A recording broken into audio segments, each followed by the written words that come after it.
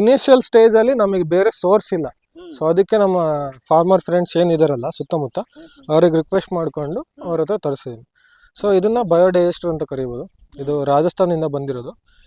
ಹೌದು, ಇದನ್ನ ಮ್ಯಾನುಫ್ಯಾಕ್ಚರ್ ಮಾಡೋದಾಗ್ಲಿ ಪ್ಲಾನಿಂಗ್ ಮಾಡೋದೆಲ್ಲ ಫಾರ್ಮರೇ. ರಾಜಸ್ಥಾನಲ್ಲಿ ಒಬ್ಬರು ಫಾರ್ಮರ್ ಇದ್ದಾರೆ, ರಮೇಶ್ ಅಂತ. ರಮೇಶ್ ಅಲ್ಲ, ರಾಮೇಶ್ವರ್ ಸಮಥಿಂಗ್ ಏನೋ ಇದೆ ಹೆಸರು. ಸೊ ಅವ್ರ ಫಾರ್ಮಿಗೆ ಅಂತ ಸ್ಟಾರ್ಟ್ ಮಾಡಿ ಡಿಫ್ರೆಂಟ್ ಫಾರ್ಮರ್ಸಿಗೆ ಹೆಲ್ಪ್ ಮಾಡ್ತಿದ್ದಾರೆ. ಸೊ ಇದು 20 ಫೀಟ್ ಲೆಂತು, 5 ಫೀಟ್ ವಿಡ್ತ್ ಬರುತ್ತೆ. ಅದು ಔಟ್ಲೆಟ್, ಆ ಕಡೆ ಬರೋದು ಔಟ್ಲೆಟ್ಟು, ಇಲ್ಲೂ ಇನ್ಲೆಟ್ಟು. ಇದ್ರ ಮೇಲ್ಗಡೆ ಆ ಪೈಪ್ಸ್ ಎಲ್ಲ ಇನ್ಸ್ಟಾಲ್ ಮಾಡಿಬಿಟ್ಟು ಒಂದು ಡ್ರಮ್ ಇಡ್ತೀವಿ.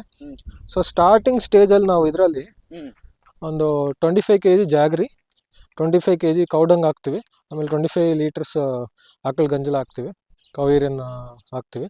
ಆಮೇಲೆ ಒಂದು 50 ಇಲ್ಲ 60 kg ಬಾಯ್ಲ್ಡ್ ರೈಸ್ ಮಾಡ್ತೀವಲ್ವ. ಈಗ ರೈಸ್ನ ಫುಲ್ಲಾಗಿ ಬೇಯಿಸ್ಬಿಟ್ಟು ಅದು ತಣ್ಣಗಾದ್ಮೇಲೆ ಅದನ್ನು ಇದರಲ್ಲಿ ಇಡ್ತೀವಿ. ಸೊ ಇದೇನೆಂದರೆ ಎನರೋಬಿಕ್ ಕಂಡೀಷನಲ್ಲಿ ಜೀವಾಮೃತ ತಯಾರಾಗುತ್ತೆ. ಯಾವ ಥರ ಅಂದರೆ ಎನರೋಬಿಕ್ ಅಂದರೆ ಇದರಲ್ಲಿ ಏರ್ ಪಾಸ್ ಆಗಲ್ಲ. ಫಸ್ಟ್ ಟೈಮ್ ನಾವು ಇನ್ಸ್ಟಾಲ್ ಮಾಡಿದ್ಮೇಲೆ ಇದೆಲ್ಲ ಕ್ವಾಂಟಿಟೀಸ್ ಹಾಕಿದ್ಮೇಲೆ ಒಂದು 2 ಮಂತ್ಸ್ ಹಾಗೆ ಬಿಟ್ಬಿಡ್ತೀವಿ. 2 ಮಂತ್ಸು ಎನರೋಬಿಕ್ ಡೈಜೆಸ್ಟ್ ಆಗುತ್ತೆ. ಸೊ ನಾವು ಯಾವುದೇ ರೀತಿ ಹಾರ್ಡ್ ಮೆಟೀರಿಯಲ್ಸ್ ಹಾಕಿರ್ತೀವಲ್ಲ, ಕಿಚನ್ ವೇಸ್ಟ್ ಆಗಲಿ, ಈಗ ಕೌಡಂಗ್ ಆಗಲಿ, ಅದರಲ್ಲೆಲ್ಲ ಪಾರ್ಟಿಕಲ್ಸ್ ಇರುತ್ತೆ. ಈಗ ವೇಸ್ಟ್ ಹಂಗೆ ಬರುತ್ತೆ, dry materials, dry grass leaves ಇರ್ಬೋದು, ಅದೆಲ್ಲ ಬಂದಿರುತ್ತೆ. ಸೊ ಅದೆಲ್ಲ ಡಿಕಾಂಪೋಸ್ ಆಗಿ 2 ಮಂತ್ಸಲ್ಲಿ ಒಳ್ಳೆ ಆ್ಯಕ್ಟಿವೇಟೆಡ್ ಆಗಲಿ ಅಡ್ವಾನ್ಸ್ಡ್ ಜೀವಾಮೃತ ವಾಟರ್ ಫಾರ್ಮೇಷನಲ್ಲಿ ಔಟ್ಲೆಟ್ ಬರುತ್ತೆ, ದ್ರವ ರೂಪದಲ್ಲಿ ವಾಟರ್ ಬರುತ್ತೆ.